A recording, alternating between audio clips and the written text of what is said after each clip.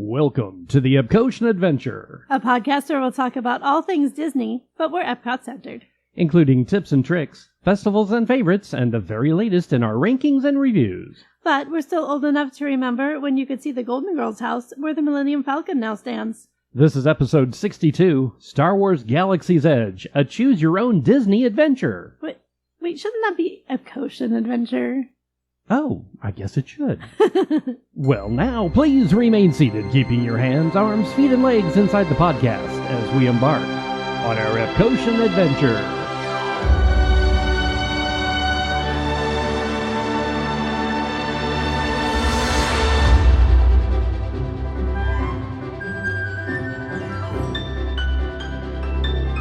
Howdy, folks, and welcome to episode 62 of the Epcotian Adventure. I'm Rod. And I'm Sue. And today we're going to venture to a galaxy far, far away.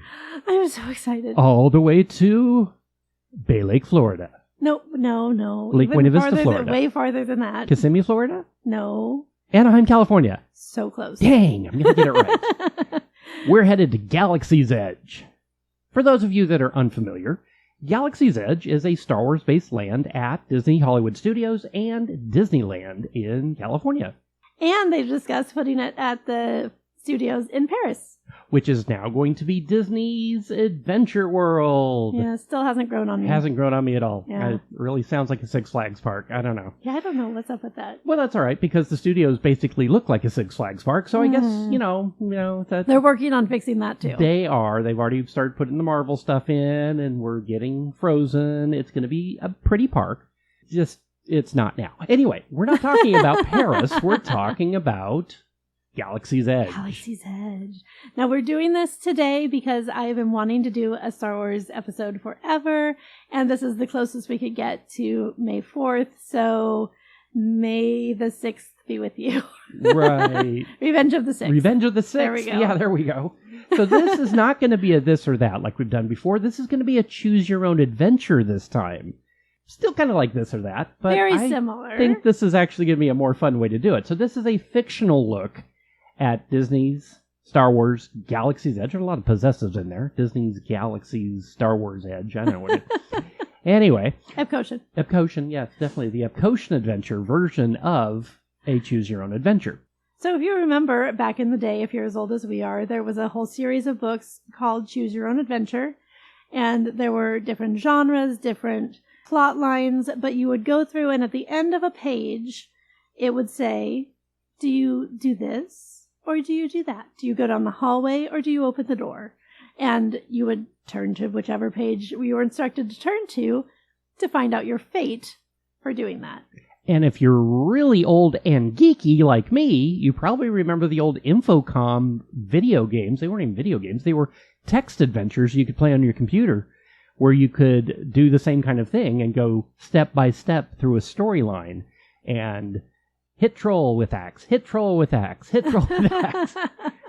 Even heard the guys on Big Bang Theory talk about that one time. But yeah, we remember both the books and the games. So this is sort of our homage to that, with using the Galaxy's Edge storyline and scenery, the setting. So while we're talking about the setting of Galaxy's Edge, let's talk a little bit about Galaxy's Edge. Because originally what I wanted to do for this episode was to do a 45-minute long in-depth look at the storyline, characters, and setting of Galaxy's Edge, but that would be really boring for anyone who's not me.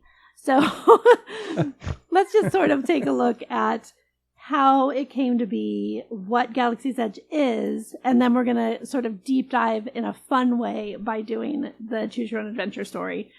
So they first announced that it was going to be a Star Wars-based land, and I lived in fear that they were going to call it Star Wars Land, because they have a history of terribly naming things, and Cars Land. Yeah.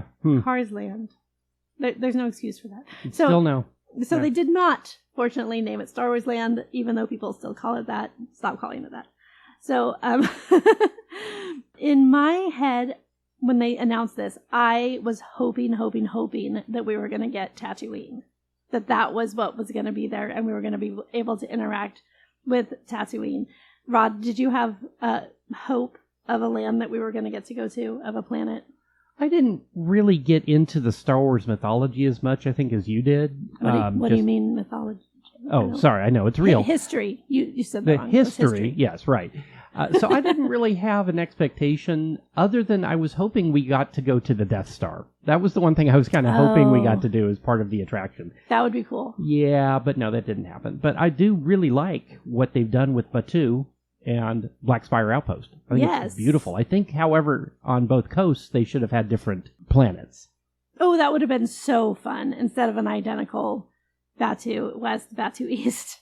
So rather than taking us to a planet that we already knew and were hoping to visit, they created their own, which at first I thought was a little egotistical of them. Considering it was Disney's version of Star Wars, not George Right. Lucas's version of Star Wars, but okay. It felt like a little bit of a cop-out. Like, we don't have to make it like any of those because this is what it is. But it ended up not being a cop-out. It's very, very cool. And specifically on the planet of Batuu, we get to visit Black Spire Outpost, which is the largest settlement on the planet of Batuu. And Batuu lives on the outer rim of this galaxy, thus galaxy's edge. We are visiting the edge of the galaxy. Now, because it's out there on its own, it does sort of tend to attract a certain element of people. So they are known to cater to Rebel scum. rebels and bounty hunters and pirates and Wait, are there Reavers out here? No Reavers. Okay. I checked. Okay, good. What about like Cardassians? Is that not? No. Are we keeping up with the Cardassians now? Oh, heavens, I hope not. Okay. that was good. For those of you that are unaware, that was a Firefly and Star Trek reference. They are not the same. Or are they? Wars. What? Star Wars, they get all cranky when you mix the two up. What's the difference? There's absolutely no difference. So back at Batuu, we are living in a very specific timeline, and we are between the 8th and 9th movies, so right between Last Jedi and Rise of Skywalker. So you will see Rey, and you will see Finn, and you'll see Poe Dameron, you'll see BB-8, Kylo Ren. Yeah, Indiana Jones's kid. Yeah, right? We don't really no. Totally different. I could swear that looked just like him in the film. That's so weird. Close, very close. See, if you've seen the movie Witness, where he has to go undercover as a... Oh, that's right. He was in disguise. There Got you go. it. Okay. Yep. So they have broken a little bit with that timeline now because they've also brought in Boba Fett and Fennec Shan and some other characters that don't quite fit in that timeline, but it's, we're going to give them that. But I thought this was really cool. I didn't know this. The reason that they decided not to give us a planet that we knew, like Tatooine or Hoth or Endor, was because they said, we already know those places and we know the stories that happen there and we're not in them. So they wanted to give us a new planet to explore that felt familiar, but was in the same universe, the same galaxy, the same canon of stories, but it gave us room to explore. Something that we didn't already know the end of. That's pretty cool. I thought that was really cool. Yeah, I didn't know that either. That's really cool. Yeah. So Good job, I love Disney that. Imagineering. Right? Woo-hoo! Well done. So they've created their whole world on this planet for us. They have their own language. Everything is Orabesh, so you may not be able to read all the signs, but you can translate them using your datapad, or AKA phone. Mm-hmm. And they greet you with bright suns, traveler. They recognize that you are traveling there, that you're not a local, and they greet you as such in their own way. Fortunately, Orabesh sounds a whole lot like English, so well, and they sell babblefish that you can stick, right? And that absolutely. The futuristic version of that, I think, is what they use in Star Wars. This so isn't you future. Understand. Star Wars isn't future. Galaxy far, far away, a long time ago. A long time ago. In this the is history. past. Yeah. We think space equals future, but this is a long time ago. In a galaxy far, far away. Right. So there you go. So so we have all kinds of under the table business deals going on all around us. While we're there, we're also being occupied by the First Order. The First Order has come in. Kylo Ren is there with his stormtroopers. They are searching for Rey and the Wookiee. So you may see them working on their ship. Don't tell Kylo Ren where they are. That's bad. Yeah, the stormtroopers may actually ask you if you know where they're at. Oh, yes. Don't give in to the dark side. If you do decide to fight for the bad guys, then you greet them with "for the order," just so you know, so you're in the know. So yeah, rumors are that the Resistance base has been established on Batuu, and the First Order is there to check it out. A couple of the characters that you're going to run into, you're going to find Doc Ondor, and Doc Ondor is an Ithorian collector. He is known to trade anything if the price is right, so you can go in and check out his den of antiquities. Some very cool things in there, including an audio animatronic of Doc Ondor. And by that, I mean, he's the real he's one. obviously the real Doc Ondor. Hello. But he does sit in his little bulletproof case, so, you know, he's got some stuff going on. So you can find him. You can also find Savi. Savi is a human merchant, and he runs the workshop, which is disguised as a salvage store. So if you're in the know, you can go in to his workshop. If you are willing to be force-guided for a while, you can participate and find your destiny by building your own lightsaber. Very, very cool. You'll also run into Kat Sokka, and she is a 4th-generation farmer. She, Batuu born and raised, and she's known for collecting spices throughout the galaxy and using them to flavor the grains that she grows on her farm, aka popcorn. You'll also find Oga, and Oga is a Blutopian. Few have seen her and lived to tell the tale. She is known for her cantina, of course, and she has some very strict rules, including no fighting, no biting, and no tearing off of limbs. So no capes. That's a whole different character. Oh, okay. But that's probably true. That's except for Lando. Lando's got the cape. That's true. Lando has a cape, yeah. But she is the local crime boss, so do not mess with her. And do not ask for discounts at her cantina, because they don't exist. She's very strict. Although I heard some cast members can get discounts. So, you know. You have to be in with Oga. You have to know a guy. And you'll probably owe her a favor later, which you may not want to do. That's a good point. The other character created just for Batuu is Vi Moradi, and she is a human resistance spy, and she's known to help Rey, and she can cause some distractions sometimes. She doesn't show up as often as she used to. She was there opening day, and she was there for quite a bit of the opening sequence, but she's not there as much as she used to be. So she's a very special find if you do run into her. And she is spying for the Resistance, so don't out her if you find her. So that's your basic, what you're going to find. It looks a lot like Tatooine, sort of rocky and deserty. Oga's Cantina is going to remind you very much of Maz Eisley's Cantina in the 4th film, well, the first film. That's copyrighted. Well, yeah. Speaking of that, John Williams actually did write music for Galaxy's Edge. I did not know that. He did. They brought him in. They told him the storyline. They told him the rides that were going to be there. And he wrote, it was a 5-minute sequence that he wrote that they then expanded into hours-long suites that they can play over and over as area music. So they just put it in their Casio keyboard and hit repeat. And it just goes around and around and around. I mean, that works too. So that is your basic history on the backstory of Galaxy's Edge. There are things that you can do. You can be sent on missions, and you can hack doors, and you can help either the Resistance or the First Order or the bounty hunters. You can work for yourself. So those are some of the fun things that you can do while participating in this greater storyline. You could spend literally all day there and not do everything that there is to do. It's so immersive. So let's immerse ourselves. Rod, you have a story for us? We do. We're going to be doing a Choose Your Own Adventure story. I'm so excited. At Disney's Star Wars Galaxy's Edge. So the title of this Choose Your Own Adventure is Savi's Saga. Ooh, I like it already. Here we go.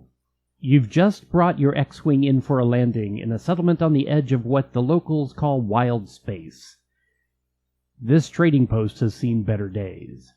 Your nav says this planet is known as Batuu, but the Arabic lettered sign lining up with the nose of your ship says that you are in Black Spire Outpost. Yay!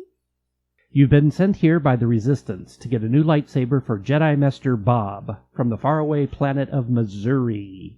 I'm sorry, what? Yes, Jedi Master Bob from Missouri. It's a planet way far away in a distant galaxy. I'm going to pretend like that name is spelled B-A''A''B. It's very different. Actually, it's spelled B-O-B, but it's spelled backwards. Uh-huh. Yes. All you've been told is that you should listen to the inhabitants of Black Spire Outpost, as they may give you clues to what you need. As you exit your ship, you see activity in the distance to your right, and what appears to be a city to the left. Stormtroopers appear to be headed your way from the city. Which way do you go, left or right? Okay, well, activity in the distance could be so many things, and that could be dangerous, but I know stormtroopers are dangerous, so I'm going to go away from the stormtroopers. It's a vendor. The sign above the mobile cart says Resistance Supply. You found a place to pick up gear that proves your allegiance to the Resistance and helps fight the First Order. Unfortunately, your credit account is running low, and you won't be purchasing anything here today. Oh. Which way do you go, left or right? Well, the stormtroopers are still to my left, but farther away now. That is correct. I will risk going right. There's no description of what's to my right now, but I'm gonna go that way. A few locals are milling around what looks to be an industrial complex of some sort. Locals are tapping their communication wrist straps to a mouse-shaped light as more official-looking inhabitants check their handheld device, obviously to check their allegiance to the Resistance. You saunter up to the official and inquire about what lies beyond. Do you go out of town, or follow the locals into the complex? I think I'd like to follow the locals. They always know where to get the good food. That's very true. You find yourself in a recruiting center of sorts, where you are greeted by a round rolling droid and a hologram of someone named Rey. Yay! As you board the transport with a group of other recruits, the First Order pulls your ship aboard their cruiser and begins an interrogation to find out what you know about the location of the Rebel base. Uh-oh. Soon, you are rescued by a team of Resistance fighters and find yourself careening through the First Order ship in an attempt to escape. If there hadn't been a rise of the Resistance, you might not have ever made it back to Batuu alive. Phew, that was close. Which way do you go? Left towards town, or right towards out of town? I'll go towards town. You find yourself at the west entrance to Black Spire. You walk into a marketplace full of vendors. You find a toy maker, a store selling creatures from around the galaxy, a clothing store, and a food vendor selling a stimulating drink made from beans, and a selection of popped kernels of what they refer to as cowrin. Popped cowrin. Do you visit or move on? Oh, I'm visiting. I'm getting some black calf and some cat sockets. Okay. Cat kernels. Are you going to visit the toy maker, the creature shop, the clothing shop, or the stand with food? Yes, all. No, I Toy can't maker. do all. Yeah, you can do all. I'm doing all. Okay, toy maker. You enter the Toydarian Toy Maker shop and browse handcrafted toys and collectibles at this whimsical workshop. Nothing catches your fancy, so you move on. That's fair. Creatures. You enter the creature stall and discover curious creatures and critters from around the galaxy. You try to pet a porg, but the caretaker warns you that their cuteness can infect your soul. Before you leave, a stranger whispers into your ear, 5. Clothing store. You've entered Black Spire Outfitters, where you find you can outfit yourself for galactic adventure at this local tailor's clothing shop. You purchase a new robe to cover your ragged uniform, thus hiding yourself from the First Order. Good choice. Yay. Can I also get a hoodie? Because they have really cute hoodies there. You sure can. Okay, sure. cool. I'll wear it under my you robes. You don't have a lot of credits, so Oh, right. that may help you later. But anyway, moving on. You meander up to Katsaka's Kettle, where you order a generous piping hot helping of this popular and flavorful local specialty they call popped cowrin. Popped cowrin. And order the local beverage of choice, cold brewed bean water with bantha milk and puffs of a local delicacy called chocolate. You then mosey back into Black Spire Outpost. Yes, I do. With my black calf coffee and my cat Sokka's popcorn. I'm so happy. Do you continue into town, or do you go back out of town? I think I'm going to continue into town. I'm disguised now more as a local. I've got my caffeinated bean water. I've got my popped kernels. I'm a happy girl right now. I'm just gonna... Did I buy a porg? Did I get a porg? You did not buy a port. Okay. No. Shoot. Well, that's okay. I can still hang with the locals. You can always go back and get one later. Okay, good. Center of town. You are on the upper level of the town square. The enticing smells of roasting Ronto fills the air, while a droid depot beckons you from the other way. Do you go left towards the food stalls or right towards the store? Knowing what I know that if I go more towards the store, I'm more likely to get my goal accomplished, which is to find Savvy. But I don't think I can turn down a Ronto wrap. You'll have a choice to go back that way. Okay. If you need to. So right now I'm going to go towards the store because I already have my popped kernels. Droid Depot. You enter the small store where you can build your own droid at Blackspire Outpost Industrial Depot. The price tag on the androids appears to be higher than your credits will allow. You exit the store and head back towards the smell of sustenance. Fair. Those things are a little pricey. The sign on the left says Ronto Roasters. The sign on the right says Docking Bay 7. Which do you choose? I absolutely go left and I go towards Ronto Roasters. Ronto Roasters. You ask the kind android pumping up the heat what they have. It turns to you and says, "Turn, turn, turn. We are Ronto Roasters. We have roasted Ronto. Tourists." You order one and are handed a meat-filled bun of yummy goodness. The person that hands you the roasted Ronto looks around and then points to the paper holding the bun. You see the Ewok symbol for the number 2 scrawled on the paper in what looks to be tree sap. Ooh. I love some good tree sap with my Ronto roast.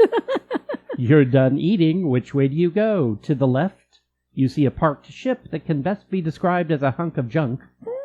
To the right is a shop selling droids. Okay, well, you know that I cannot pass up a chance to go see the best hunk of junk in the galaxy, so let's go see the ship. You enter the concrete bunker in front of the now recognizable Millennium Falcon, where you are greeted by a tall, handsome gentleman you know as Steve. But you're not sure if that's his real name, as he's wanted by the First Order. Oh, I knew it. You hope to find your old friend Hondo Anaka. Maybe he can arrange for you to fly the Millennium Falcon on a smuggler's run to earn some credits. That would be nice. He agrees, and you end up as a pilot on a run to, find some coaxium. All right. I'm sure it's all legal. Oh, of course. Yes. After returning from hyperspace to Blackspire Outpost, you are rewarded with enough credits to continue your adventure. Congratulations. Sweet. Correct choice. Outside, you run into the Wookiee that owns the Millennium Falcon, Chewbacca. Do you stop and greet the Wookiee, or walk away quickly as you've certainly damaged his ship beyond repair? Now, you say beyond repair, but we did earn credits with the coaxium, which means we didn't destroy the Falcon, because Hondo has been known to not reward you at all if you destroy it too bad. That's true. So I am going to risk it, and I'm going to say hello to the Wookiee. Chewbacca sees you and slowly walks towards you, arms outstretched as if to give you a big hug. Uh-oh. He gives you a hug and growls something Shiriluwuk, language that Wookiees speak. I thought it was Wookiees. No, it says Shrielwook. Shrielwook. Yeah. I wrote it, still can't read it. Shrielwook. Okay. He sounds angry, and you realize his hug is starting to crush you. Luckily, Hondo arrives just in time to pay Chewie for the damages. Hondo said, Chewbacca said, they owe me 5,000 credits for the damages, but let them know I'll accept 4. All right. Do you limp away to the left, where you see a cantina, or do you wander further to the right, where you can see a stall selling milk products? Ooh, those are both fun. But the hug from Chewie was a little rough. I think I'm going to go drown some sorrows at the cantina. Oga's Cantina. You enter Oga's Cantina to nurse your Wookiee wounds with some intoxicating beverages, such as the Fuzzy Tauntaun, botanical peach and orange vodka, peach schnapps liqueur, orange juice with tangerine, pure cane sugar, and buzz button tingling foam. The Bespin Fizz, rum, yuzu puree, pomegranate juice, white cranberry juice, and a cloud swirl. And so many bubbles. And so many bubbles. Or the Jedi Mind Trick. Botanical grapefruit and rose vodka, velvet falernum, I still don't know what that is after all these years, blue curacao, because it's a Disney drink, Uh-huh. white grape juice, lime juice, and grapefruit bitters. Which one do you order? Always the Jedi Mind Trick. I love that drink. And Oga makes it better than anyone. Your lips and fingertips are now fuzzy, and you feel like you could single-handedly take on Kylo Ren. Do you go and head left towards Kylo Ren's ship, or do you head right toward the outskirts of town? You know, I've had some liquid courage. Let's go see Kylo Ren. How's it going, Ben? Kylo Ren's ship. Feeling brave, you head up to the stormtroopers in front of Kylo Ren's ship and ask them if they found any resistance scum today. They give you the once-over and say dismissively, "Your allegiance seems misplaced, citizen. We believe you've been conspiring with the resistance." You've pushed your luck as far as you should, so you back away until you see two doorways. Do you enter the one labeled Doc Ondar's Den of Antiquities, or do you walk into Savi's workshop? Okay, so I think I eventually do need to end up at Savi, but I can't pass up the chance to go visit Doc Ondar. I love that store. So let's go into Doc Ondar. Doc Ondar's Den of Antiquities. No. Den of Antiquities? Mm-hmm. Is that den? Is it a den? Doesn't feel like a den. It feels more like a rumpus room. We're remodeling our basement as something called a rumpus room, and we're looking forward to a few rumpuses, I'll tell you, as long as they don't get out of hand. Isn't that what it's called? Yeah, I believe so. I think it is. The shop is dimly lit and offers mysterious and unique galactic artifacts collected by a legendary antiques dealer. Doc Ondar was too busy to talk to you and suggests you go see Savi, and gave you a little wink. Tell him Doc Ondar sent you, he grumbles. I wonder what Savi might have for you. Ooh. You continue back outside to Savi's workshop. Around the corner you find an ordinary-looking storefront, unassuming but mysterious nonetheless. Rumor has it that you can build your own custom lightsaber at this secret workshop and continue the way of the Force. As you approach, a mysterious local stops you and asks how they can assist you. You tell them that Doc Ondar sent you. Looking both directions at the same time, this is no ordinary local, you are asked to provide the local with the secret 3-number code. Do you ask for a hint? Do you head back into Black Spire to find out what they're talking about? Or do you give them the code? I give them the code. What is the code? The code is 524. That's the correct code. Quick, this way, says the local. You are greeted by a robed, solemn individual who takes you into the depths of Savi's workshop. You found the secret lair where you can build your own custom lightsaber. Jedi Master Bob will be so pleased. Before being allowed into the final chamber, you're confronted with a human asking for 249 and 99/100ths credits, plus tax, to continue. You realize you don't have enough credits to purchase the lightsaber. No. Do you plead your case and explain you don't have enough credits, but you came all of the way from Missouri just to do this, and your Jedi Master will be so disappointed if you don't return with the lightsaber, and the less costly one available at Droid Depot and Tatooine Traders won't be good enough to placate him, and he'll feed you to the Sarlacc if you don't return with the lightsaber that was requested, nay, demanded, by Bob? Or do you try to use your minimal Jedi powers to persuade them to let you in without paying? Or do you check your bag to see if you can find the necessary payment? That's a tricky one. I mean, Sarlaccs are known to inhabit Missouri quite frequently. Yeah, so that's a real threat. All of the caves around here, yes. Exactly. And I did just have a Jedi mind trick, so maybe I have some Jedi powers still lingering. Maybe I could go talk to my handsome friend Steve over by the Millennium Falcon and see if he can get me a discount. Nope, sorry. Steve's still option. working and is Shoot. not able to come over at this time. Sad. Okay, so how about... I think my first option would be to double check my bag and make sure I'm not missing something. So I'm going to check my bag. You reach into your bag and find your data pad. You find out that since the end of April 2024, you have to prepay when you make your reservation to make your own lightsaber at Savi's workshop. True So story. luckily, you had already paid for this entire adventure. It turns out that you had Mr. Underhill's American Express card. Hey folks, want the number? Congratulations! You've got the lightsaber required and you win the game. Woohoo! Woohoo! So I'm curious, if I had chosen one of the other two options, if I do use my Jedi powers to try to convince him that I've paid, what would have happened to me? It says they laugh at your feeble attempt at deception, push you out the door, and laughingly say, "Have a magical day." The end. You failed. Luckily, you saved your progress before entering, so you can try again. I didn't get too detailed here, folks. This was one of those create your own adventures, but we tried to make it so that you could at least hear all about Galaxy's Edge in the process. You did hear us talk about our friend Steve, and you can hear an interview with Steve from Galaxy's Edge in episode 38. That was really fun. Good job, Rod. Just so you know, had you gone out of town past Rise of the Resistance, it would have sounded like this. You hear a whooshing noise and find yourself in what appears to be a theater on a planet in a galaxy far, far away. Little creatures, including a frog and a pig, try to get you to come into their world, but you resist. Just then, a net full of Jell-O falls on you. You have died. The end. Very nice. Had you gone out of town the other way... Towards Toy Story Land. Yes, towards Toy Story Land. Then you would have heard a whooshing noise and find yourself in what appears to be a grassy area on a planet in a galaxy far, far away. It looks like there are toys scattered everywhere, including a bunch of spinning aliens, a fast-moving springy canine, and what appears to be a lunchbox full of starchy tots. Just then you hear a voice saying, "Andy's coming!" Before you have time to react, you look up and see the bottom of a large shoe headed right for you.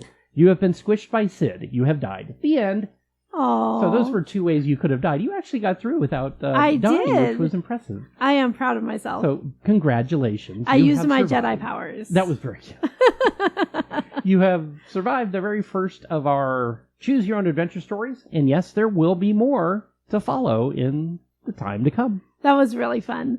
That was a really fun way to sort of talk about Galaxy's Edge, the way to get my Star Wars fix. Thank you very much.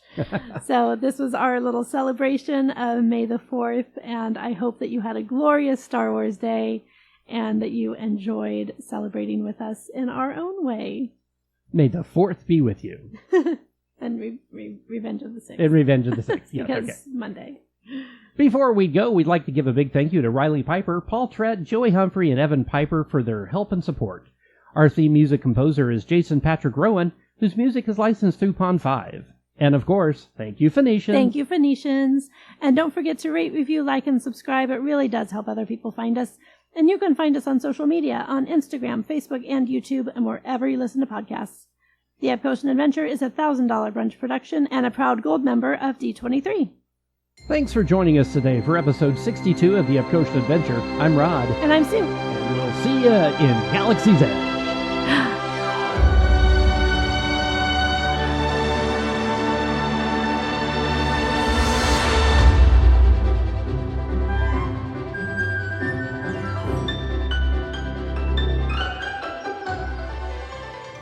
The person that hands you the wrong... roasted Ronto.